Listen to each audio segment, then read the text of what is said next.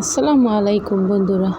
আজকে ভুনা খিচুড়ি এবং গরুর গোশ ভুনা রান্না করতেছি, তোমাদের সাথে শেয়ার করব কিভাবে রান্না করলাম। সাথে আছে আমার ননদের জামাই আর আমি, দুজনে মিলে আজকে ভুনা খিচুড়ি আর গরুর গোশ ভুনা।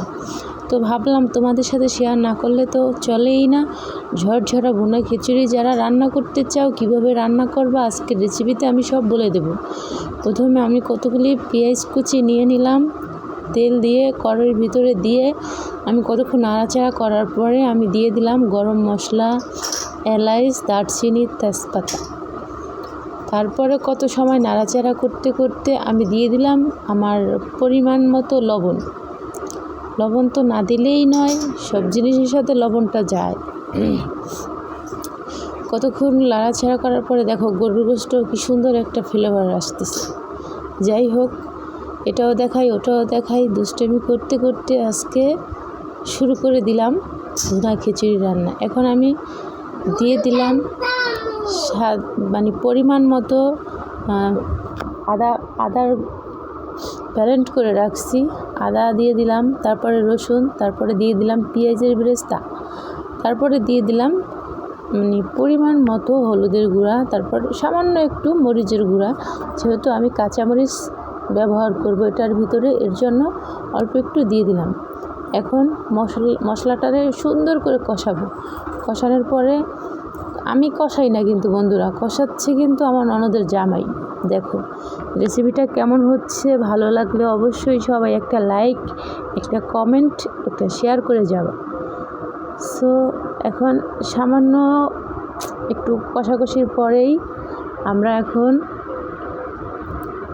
এদিকে মজা চলতেছে ধুমধারাক্কা, এদিকে চাল নিয়ে রেডি। আমি চাল দিয়ে দিলাম, চালটা দিয়ে কত সময় একটু দুই একটা নাড়া দেওয়ার পরে আমি ডালটা নিয়ে আসি। ডালটা হচ্ছে মুগ ডাল, তার সাথে আছে অল্প কিছু খেসারির ডাল, অল্প কিছু মশারির ডাল, 3টা ডাল দিয়ে আজকের ভুনা খিচুড়িটা হচ্ছে। তারপরে কত সময় নাড়ানাড়ি করার পরে,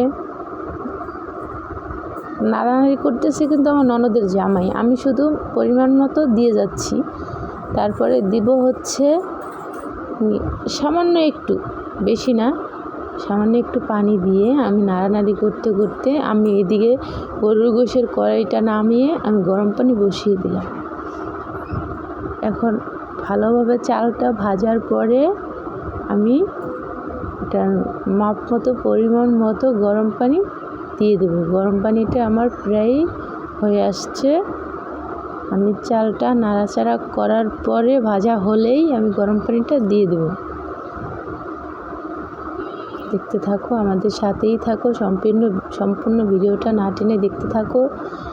অবশ্যই ঝরঝরা ভুনা খিচুড়ি যারা না রান্না করতে পারো, আজকের রেসিপিটা তাদের জন্য। এখন হচ্ছে চালটা প্রায় ভাজা শেষ, এখন গরম পানিটা আমি দিয়ে দেব। দেখো আমার পানিটা দেওয়া শেষ।